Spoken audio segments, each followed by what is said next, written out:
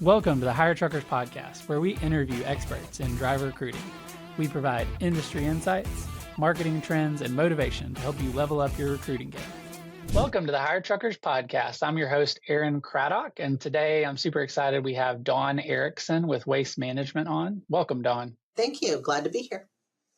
And so Dawn has been in the human resources industry for over 3 decades, and most recently at Waste Management for the last 7 years. We met in a frenzy. I don't even think she really remembers meeting me because it was so crazy. But at the Mid-America Truck Show a little over 3 years ago, or right around 3 years ago, right as we had launched Trucking Clicks, and we're getting back into the industry. So super excited to have her on. When Ginger said, she's like, "Hey, I have Dawn Erickson with Waste Management," I was like, I actually met her like in passing years ago. So it's fun to reconnect 3 years Absolutely. later on a podcast. Yeah. So Dawn, what got you into human resources, and then what got you into the industry you're in now? 2 different answers. The first one is a fluke for HR. I was a finance major at Ohio State, and I kept taking those HR classes as electives because they just seemed so easy. And I didn't realize it would be a real career.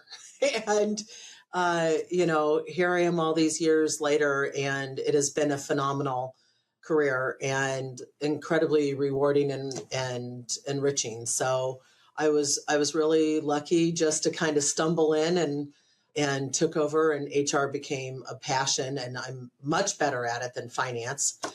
So it seemed like it was the right career move. As for transportation, in HR, you have the benefit of going to some different industries and taking your core skills from industry to industry. And I worked in the footwear industry for quite a while, worked for restaurants for a bit. And interestingly enough, I started out as an intern years ago with an environmental consulting company, had some logistics, and then when I was leaving my last company, wanted to come back home here to the Midwest, and there was a position open at WM. And honestly, I just fell in love with the people and the industry, and it was just a great transition. I just think that this is an industry, first of all, I mean, it is a mainstay of our economy. None of us can survive without transportation. It's literally what makes us run in the United States. But also, it's the people. It's an incredibly genuine, caring group of individuals in the industry, and that's a little unusual. Like I don't see a lot of egos, and just a lot of really genuine people. And that, I think, is what makes the transportation industry really special. Mm-hmm.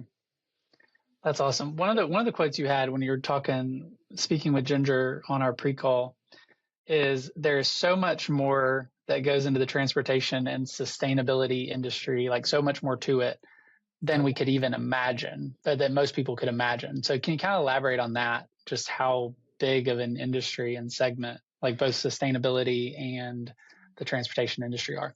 Absolutely. I mean, when I talk about like WM, we are one of the largest transportation companies in the United States and Canada. But, we have almost 3,000 employees just in the 3 states that I work in. And if you think about the scale of that we're just in the waste industry. There's also over-the-road truckers, there's distribution companies, there's concrete companies, there's the amount of CDLs and drivers that need to be out there. And you don't think of those things when you're driving down the highway. You just see that all of these trucks are on the road. Well, each of those behind the scenes has different background checks, different Department of Transportation regulations. But there's even, there's things like drug testing that goes on behind the scenes, and all of that, finding somebody, making sure that their CDL is up to date, running motor vehicle reports. And I know that those are logistical things, but you don't understand everything that goes into becoming, a driver on the road, and what it takes also to keep those trucks up, all of the mechanics, the different skills that they have, all of the moving pieces. If you think about a concrete truck or a garbage truck, all of the automatic arm that comes out and the mechanics that goes with that and the computers. And there's a lot of certifications that they have to have. And there is so much more to building around that, the logistics that goes with it, making sure that your customers and communities are served. So that's what I mean, that there's more than what meets the eye. And it allows opportunities for so many people, for logistical experts to come in, for creative solutions to serve our communities, for recycling, for transfer stations, for whatever it may be, to make things, even more environmentally friendly. So there's just a lot of layers that go into it. Mm-hmm. Yeah, I remember I got in the industry a little over a decade ago, and I drove my wife crazy because we'd be going down the interstate and I'd be like, I've worked with that company and that company and that company. Yeah. But I feel like before that, I was kind of blind to just how massive the industry too. And then also the previous company I worked for, we focused on parts and the truck parts and the trailers and the fenders and like any ancillary, like the marketing of any products related to the truck, not only marketing of driver jobs. And that, it's just more than, so it's not just looking at the truck, but it's all the companies that represent that truck and the compliance and the marketing. And it's just massive. All the safety features, all of that, just all of the expertise that goes into it is really amazing and more than meets the eye. Mm-hmm. Yeah. Yeah. And I don't know how to explain it too, that like, I didn't even see the trucks, like as weird as it is, like didn't realize the volume of they're everywhere around you on the interstate. But it was just kind of like in my own little world. And then the moment you're a part of transportation, you're just like, wow, everywhere. Right. And even things like how much fuel they use, or like we use compressed natural gas for our vehicles, where we have a very large sustainability push at WM, and we take that very seriously. But even taking a look at the logistics of all of that, how do you have a CNG plant that you can fuel your trucks? And how about the wells on the landfill? And how far is it to go to that landfill? Is it better to go to a transfer station because maybe it's more environmentally friendly? All of those go in, and you drive down the road, you don't see any of that. There's a whole world behind that transportation. What is it about the HR industry and or transportation industry that makes you say like you found your forever home? Like, what is it about it that you really like? Okay. I really like being able to do the right thing and make sure that I'm taking care of our employees. Sometimes that right thing is not the comfortable thing. In HR, you have to make those decisions. You have to sit there and say, I would do this for my best employee, and I would do this for my most questionable employee. And that's really what brings the integrity to HR. And in the transportation industry, specifically at WM, I have that ability to make that judgment of, consistency and care that in some other industries that I've been part of, you don't have as much of that option. I've worked for some great companies, but it's not as open or blatantly obvious what you can do to make sure you do the right thing all the time. So I think that that's one of the benefits of being in HR, specifically at WM, is that I can make sure that I'm taking care of our people in the best way possible. Is that a core value, or does that just come from top level leadership? Like what brings about that? Both. We have at WM, we have two commitments. One is success with integrity, and one is people first, so both of our commitments have to do with everything I need in HR to be successful. And then our values are taking care of our customers, our environment, doing things safely, and, being inclusive. So, again, those all go back to our first two commitments of being a people first culture, whether those people are our customers or our employees or the communities that we serve, whatever it is, and how we treat them fairly and with an integrity. And those guiding values really make it easy to do your job here. So it really is refreshing. Mm-hmm. Yeah. I even see that like as the way, because I was coming to you as a vendor like 3 years ago in the conversation at Mid-America Truck Show. And just how you treated just even us, like as, peers in the industry as a vendor, just with respect and enthusiasm. And and just honestly, everybody at your booth at Matt's was just so kind. Thank And you. you can just tell, because that's not the case across every booth you go to or every vendor you interact with. Like you can a lot of times tell people don't want to be there, but just that makes sense because of your people first culture. And then do the right thing? What was the second one? Yeah, do the right thing the right way. With integrity. It's, success with integrity. So and I just think that's a little bit of a shame. So there's, listen, every company has a diverse set of personalities and baggage that they bring with them. But the one common thread you can have with all of that is the dignity and respect in which you treat people. And, the care and kindness. So it doesn't mean you get walked over or you don't hold people accountable. But, to treat people with respect and dignity, I think is important for everybody, no matter who they are. So, mm-hmm. And I think what they serve, mm-hmm. what stakeholder they are. And I think that is one thing, just to go back to what you initially said about the industry, like just people really are nice and genuinely care. Like it is such a cool, industry that I kind of stumbled into as well. And I'm like, I don't want to leave now. Like it's right. it's just kind of, it's awesome. Right. There's not a lot of ego. It's kind of interesting. It's an industry that doesn't have much ego. And most people are just very genuine, genuinely themselves, which is so nice. Mm-hmm. Yeah. And just really diverse, like in terms of, culture, background, gender. And I mean, just it's getting, and that's just even increased the last decade that I've been in it. And it's just cool. Yeah. And it provides opportunities too to people that may not want to go the traditional college route, or that may want to work with their hands, or, not everybody has to go to college. Not everybody should go to college. But it provides opportunities to this wide breadth of people, whether you go to college or you don't go to college. And, however you want to work, do you want to work with people? Do you want to be solitary? Do you want to, it's just, it provides different opportunities to a diverse group of employees, not necessarily diverse by color or gender or anything like that, but diverse by needs.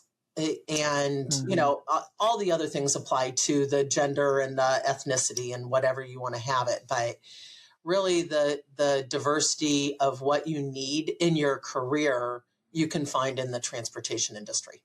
So kind of deviating from our initial questions, because I like this track, is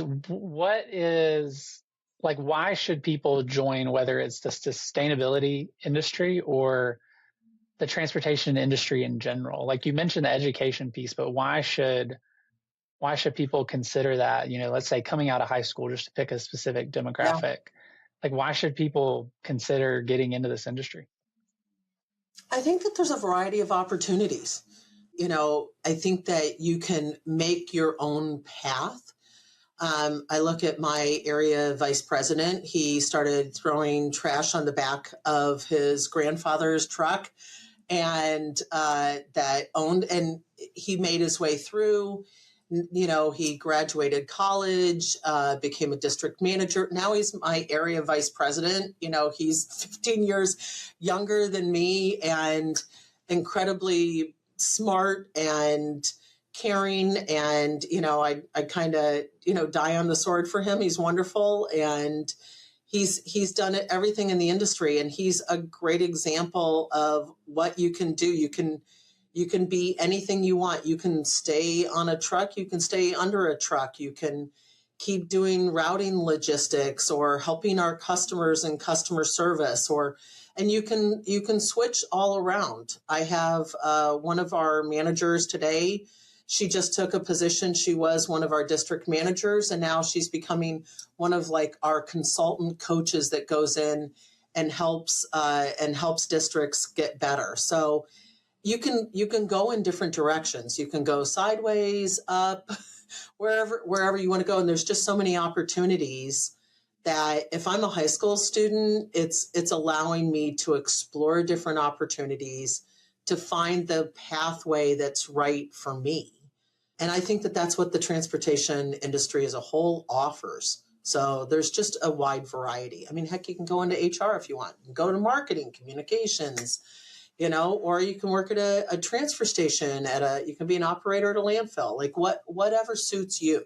I think there's this intersection of what you're good at and what you like to do, and where that comes together is probably where you should be. But it's just finding where is that intersection. And if you work in an industry, and if you work for a company that's willing to allow you to explore those different opportunities, then you have the chance to find that perfect home for yourself. Mm-hmm. So how does that look with a waste management employee? How would they find out about that other opportunity? Would it be talking with their manager? Would it be talking with HR? I'm kind of just curious how that jump around is facilitated. We have, all of our jobs that are posted, we have an app that is internal to our employees. They can set up alerts. So if they're interested in something, they can get in, it'll send them an alert. They can also go in and take a, search if they would like. We have 16 areas. We have almost 50,000 employees at WM. So if they want to move out to Colorado to live next to their sister, or live in Maine with their parents, you can move all around if you want. You can take a look at all of those opportunities. We also have a number of development programs. We have a phenomenal learning and development and talent management group, and they provide opportunities for our employees to develop. If you want to become a manager and you're a driver, we have a course for that. We have courses for new managers that are just coming into it, new frontline managers. There's just a ton of courses. Some of them are online, some of them are in person. And then they can always reach out to their manager. We try to have development discussions, especially with our networked employees. And we do ask our frontline, if they would like to explore other opportunities. They're always welcome to, and they've got it at their fingertips. They can do it at night. Their spouse can do it, whatever they want. So if they're not handy on the phone, they can, have somebody in their family do it for them. So we don't want to limit them. We want them to find where their happy place is.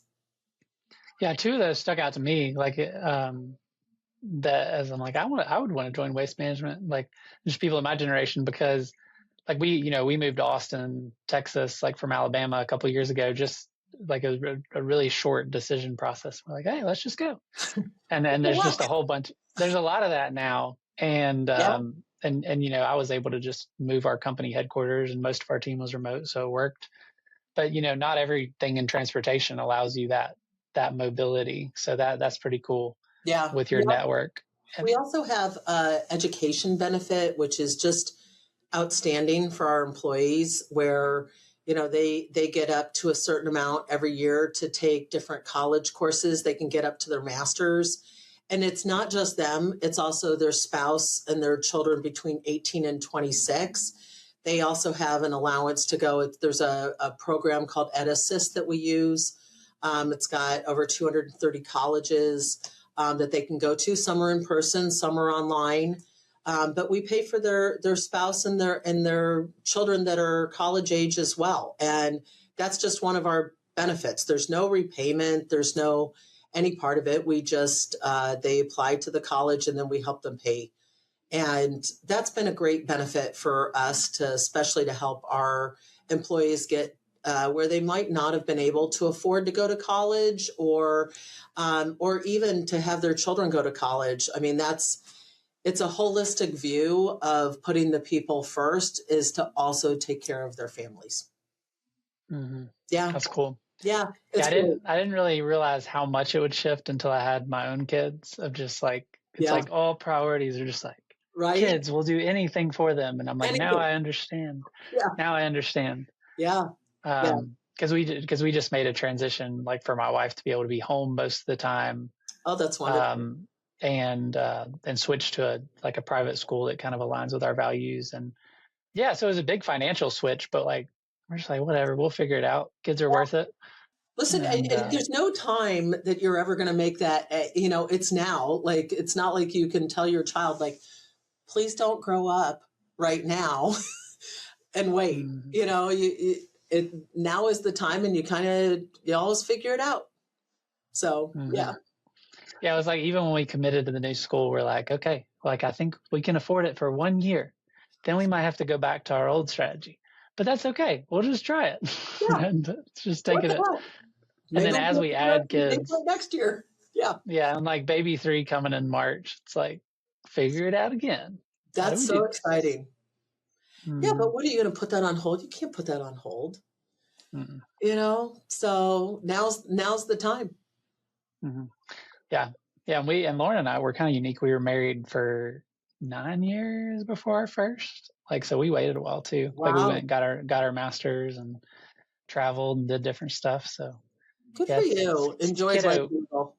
Yeah, it's kiddo time now. So yeah, it's a lot of fun. Now let's take a minute to thank today's sponsor. Do you hire truck drivers in hard to fill areas, or do you need help creating efficiency in your recruiting department? You're not alone.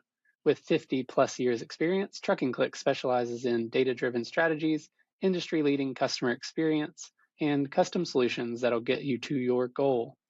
Trucking Clicks is your go-to place for high-quality, direct leads at scale. Visit truckingclicks.com or call 512-982-0816 today. One of the things you mentioned is like leadership development and different things that you offer to your employees. What are the characteristics of an exceptional leader, and some of those characteristics that have helped you that'll help our audience? I think that it's important that, especially looking at generational differences, I mean, right now we have this kind of unique blend of generations in our workforce. So we've got baby boomers that are getting ready to exit. We've got the millennials and the Gen Zs coming in. Then you got the Gen Xers like me that, there's not too many of us and we're going to be out of the way soon enough. But we've got to take a look at how do you manage all of those generations at once. So really having those people leadership skills of, I wouldn't say it's empathy, but maybe understanding that people have a diversity of thought or different ways that they've been brought up, or that they, not to generationalize them, but perhaps they've grown up a little bit differently because of the generations that they've lived through. And so taking a look and how do you manage all of those different generations? And there's some common themes that, personally I see in there. Number one goes back to the respect and dignity, no matter who it is, always treating them with that, making sure that you follow up, communicate, and always having that integrity so that, you're not questioned. People will follow you if you have integrity and care and respect for them. They know that you're going to treat people fairly. So when we're hiring for leaders, we're looking for those common themes of making sure that they're doing the right thing, making sure that they're caring for their people, having that, that outward mindset, that they're putting themselves in other shoes, that they're not jumping to conclusions, and that they're genuinely caring about the people that work for and with them. too. It's not just the ones that work for you. You have to care for those that are in that 360 bubble around you. And for me, I think that also includes our customers and the communities in which we serve. We take that really seriously at WM. It doesn't mean that we don't miss a pickup here and there, but we really try hard not to. And we'll go back and make sure that customer is taken care of and that those communities are taken care of and that we're good partners with them too. That's really important for us. So finding somebody that has that holistic view of that care and integrity is an important part, I think, of our success. That's awesome. Yeah. It's exciting finding those people too. So, yeah. Yeah. I have like a whole other line of questioning. We won't go into it, but I'm excited. I'm like excited. Like, how do you even screen for that in like asking questions?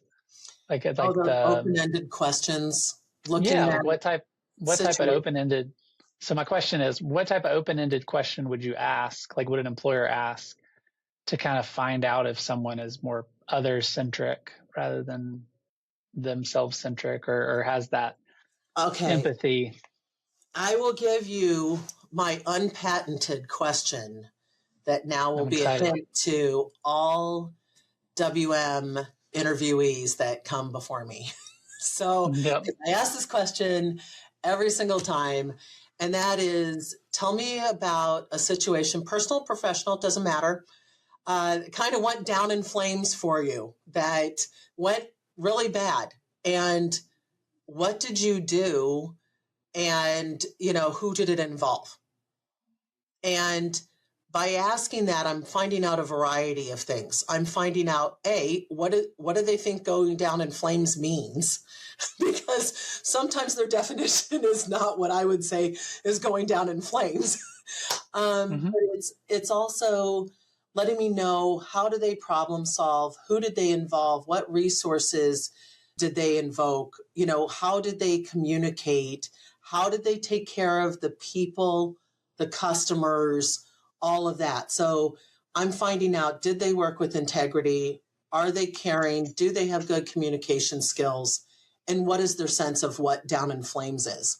So, you get the craziest answers, but it's really, for me, that is usually a good indicator that leads to a lot of really good answers about them as a person. I love that. I'm going to add that to our repertoire. I was trying to take notes really quickly. So if you're interviewing with us, that is a likely question as well. Yeah. I love it. And the thing that I like most about that is who did it involve? Right. Because I could also see where the applicant would be, they'll mention the people, but then what assertions are they making about the people? And is there empathy towards, they're well, this person, this was I understand where they were coming from. And right. Yeah. That's cool. But that person got in my way, so I just let them go. And you're like, oh, okay. That may not be the way we do things. So maybe that's not a good indicator for us. So, yeah. That early in my career, I really didn't value the empathy and the people part. I thought it was more just about execution. And I was kind of thrust into leadership and grew really quickly in my career, and had large teams, and then started running into some real problems. I think around the 75 employee mark, and just where I didn't handle things properly and didn't value the communication piece and other people's perspectives. And I had a leader pull me aside and have a hard talk. And he's you're going to undermine yourself anywhere you go. If you don't get better at X, Y, and Z. And, and I'm just so glad that he pulled me aside and challenged me to read different books on emotional intelligence and to just spend time on that. And because that's the most important thing I do today. And even back then it was, in hindsight, but I just was so metric driven. I'm why are we not talking about the solution and the tactical thing when it's so much more complex with that? It's the lens with which people receive what you say. It's not what you say. Well, and if you think about the driver, okay, so if you're focused on the metrics, are they going to go through the wall, I think is the saying for you. Where if they know that you genuinely care about them, that it's not just, just talk, but you walk the talk, they're going to be helping you out, which then gets to the metrics. So, but the reverse is not true. If you're just going to the metrics, it doesn't mean that they're gonna help you get there. So I remember reading an article. It was years ago. I have no idea what to quote, where it came from, but it was talking about 70% of the people leave because of their managers. And that has stuck with me, like for the last 10, 15 years that I read that. And I don't even know if that number's still accurate, but I think it is, because when we see that we have better managers, we see our turnover go down. And I know in my area, in Michigan, Ohio, Indiana, we've tried to do a concentrated effort on making sure we get the right people in to lead our teams, because we know that that's going to have the best result, not only for the employees, but for our customers and communities too. So I think that's really important. You want those leaders that people admire and that they want to work for. And I think that's what can make an organization great. So what's different about that leader, like in most cases, that they want to work with them versus the one that's more of a challenge that has lower employee satisfaction? Yeah. I'll give you an example. So if you have an employee that comes in and they are 10 minutes late every day, and you keep, you write them up, or maybe you're not so good at writing them up, but, they come in, you give them attendance points or whatever it might be, you write them up depending on what your organization has. And then the person quits. Or the person comes in 10 minutes every day, maybe you write them up or you don't, but the manager asks them, is everything okay? I've noticed that you keep coming in 10 minutes late. Is there something is there something wrong? Something that we can help you with? And then the person tells them that my wife switched to be third shift and she can't get home in time. I'm trying to get here as quick as I do.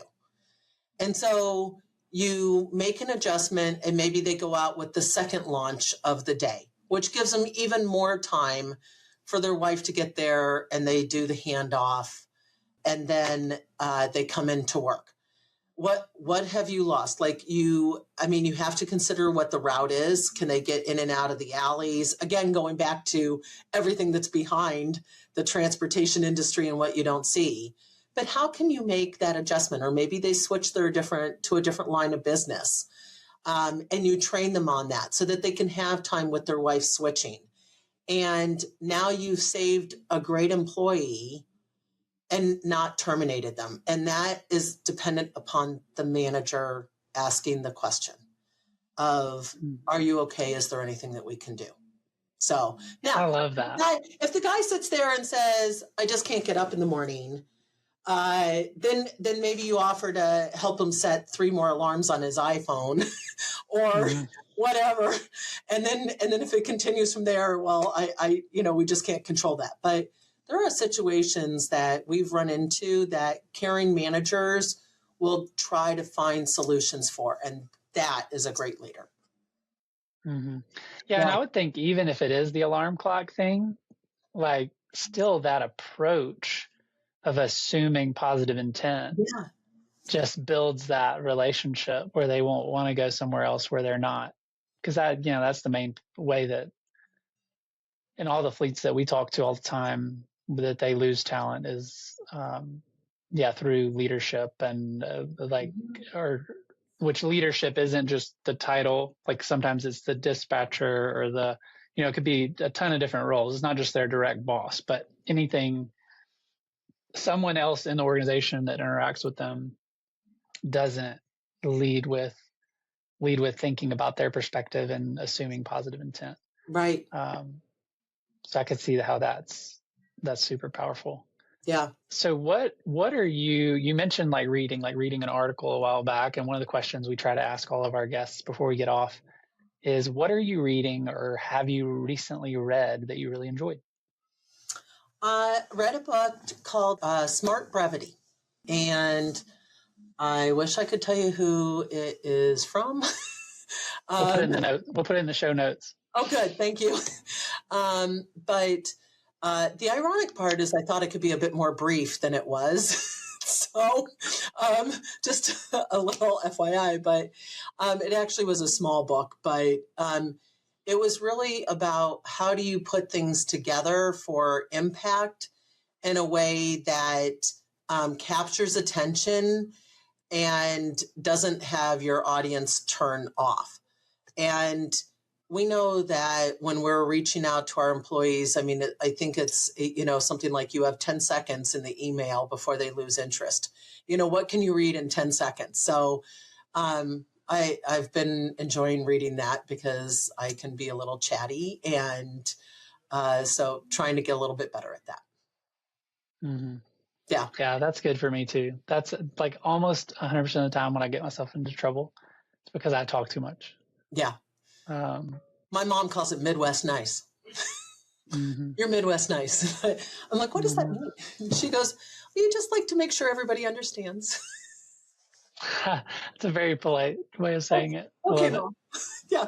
Well, she's my mom, so she's nice. Mm, that's so good. Yeah.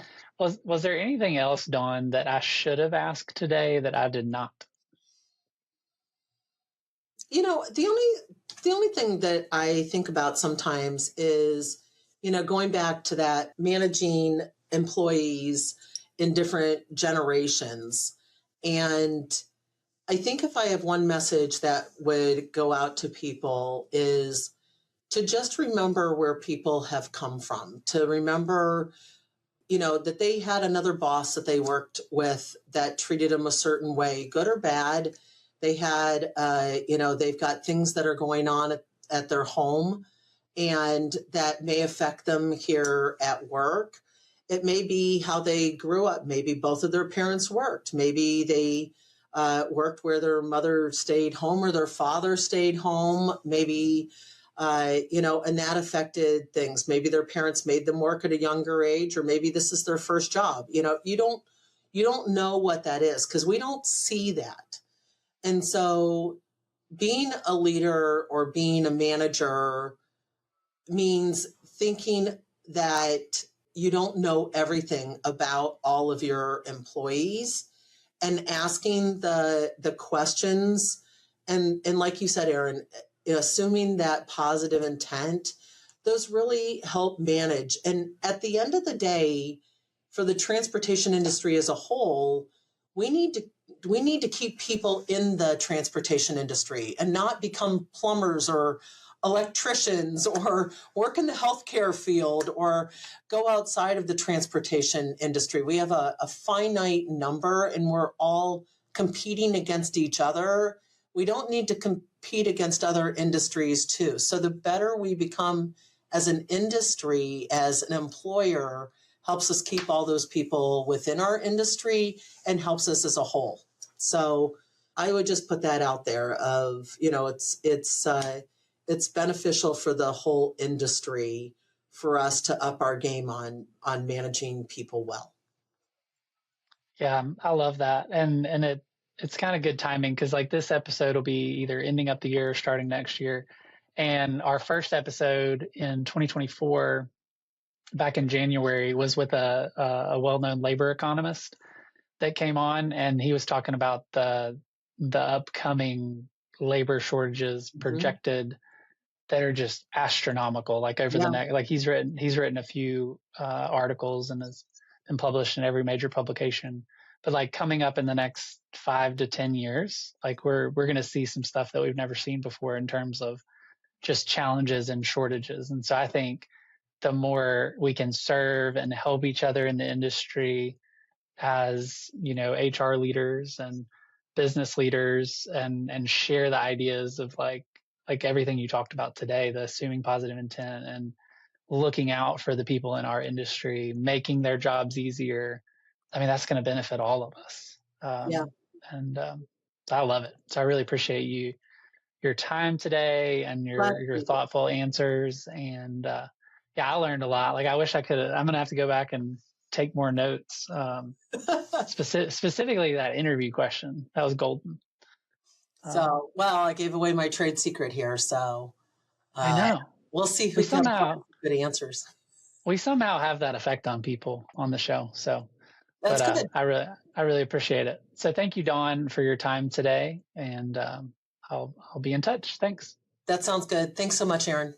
Thank you for joining us today. Our goal with the Hire Truckers podcast is to provide industry insights, marketing trends, and motivation to level up your recruiting game. If we added value, take a few seconds to share this with your network. Have a great week.